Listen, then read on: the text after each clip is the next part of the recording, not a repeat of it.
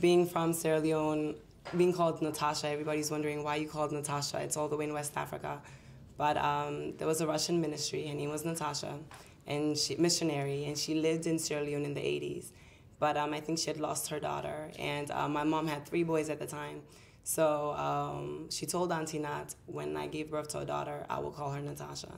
So that's how I got the Russian name and being Sierra Leonean. So everybody's like, well, how did you get that? At the age of 12, I was in America, and here I am, lanky, tall, dark-skinned girl, and not really sure, never been to Western countries, or trying to find a way to find myself. So I started writing poetry, and I'm just so honored to be next to a Romanian writer, because being here in this experience, we get to learn that we're from different countries, but we're all alike. Our interests are in the same, but they're just translated in different dialects, and we are women of color, of different color. So I was in class one day, and I was in the 8th grade, and there was a poet called Gwendolyn Brooks. I'm not sure if you're familiar with her, but we were learning about this poem she wrote. It's called We Real Cool.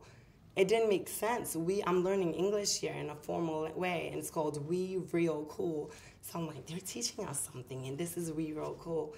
And I remember the poem went, we real cool, we left school, we lurk late, we strike straight, we sing sin, we drink gin, we jazz June, but we die soon. It just opened my life, like, this is life. We go through life, through experiences, we jazz June, but we die soon. We celebrate, but at the end of the day, we have nothing left. And I started writing. I'm a poet, I have 300 poems, and I'm also working on trying to be a self-publisher. 2009, I've been working on my bachelor's degree in history.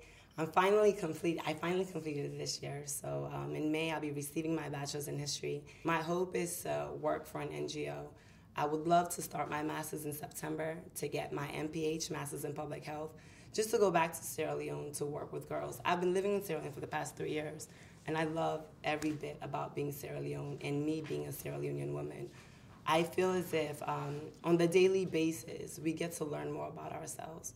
And this experience, I've only been in London and Scotland for 3 or 4 days, but as young women, we believe as if we know everything. But we do not, because life and experiences help us grow.